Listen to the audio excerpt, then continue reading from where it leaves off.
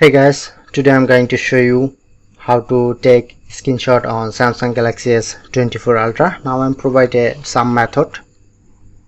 The first method, click onto lock button and volume left button at the same time.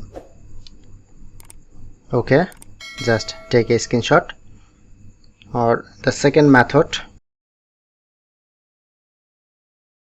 go to shortcut bar but not showing how to take a screenshot option, so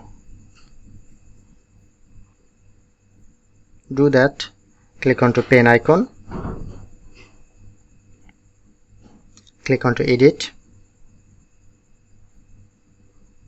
and then showing how to take a screenshot. Just drag on to add this option, press onto done, go back,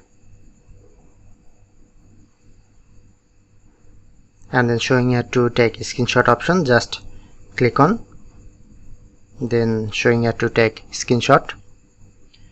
So that's it. That's how you can easily take a screenshot on your phone.